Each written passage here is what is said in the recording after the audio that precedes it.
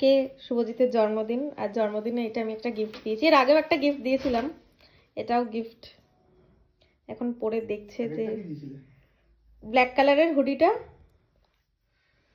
যেটা অলরেডি তুমি পরে ফেলেছো। তুমি পরিয়ে দিয়েছো। তুমি তো নতুন জিনিস রাখতেই চাও না।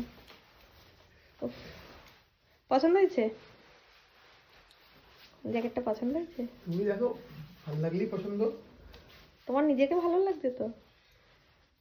আমি আর নিজেকে দেখতে থরি পাচ্ছি, তুমি দেখতে পাচ্ছ। আমার তো ভালোই লাগছে। কি হলো ওটা? কেস হয়ে গেছে। ধরো, ধীরে ধীরে করো। তুমি পড়ার আগেই ছিঁড়ে ফেলবে, এমন করছো। ও সেই লাগছে, সেই সেই লাগছে, হেবি সুন্দর লাগছে। শুধু গোফদারি চুল, কিচ্ছু কাটুনি, এটাই আমার খুব বাজে লাগছে। কেমন লাগছে? সেই ভালো লাগছে। দারুণ। না দেখে আসি। যাও। কি বাজেটা বললাম।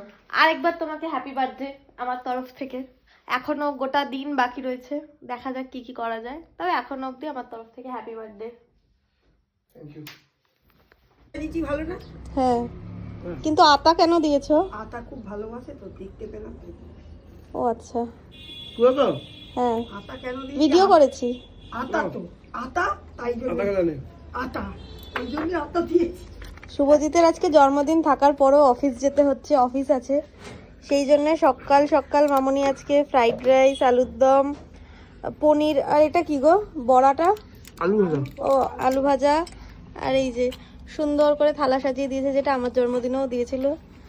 পায়েস, আমি পায়েস খাই না, কিন্তু শুভজিৎ খায়, তাই পায়েস হয়েছে। ভালো হয়েছে। আবার ওই যেদিকে টিফিনও প্যাক হচ্ছে।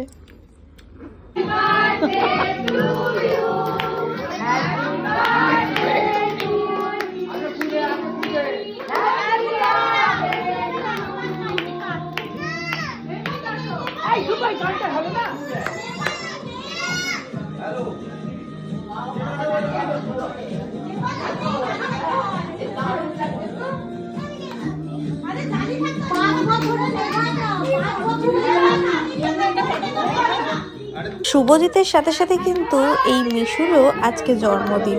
দুজনেই কিন্তু 16ই ডিসেম্বরে একসাথে বার্থডে সেলিব্রেট করে। আর সেই কারণেই আজকে সন্ধেবেলা শুভজিৎ অফিস থেকে আসার পরে শুভজিৎকে আর মিশুকে একসাথে সবাই মিলে মিশুর বাড়িতে কেক কাটানো হয়েছিল।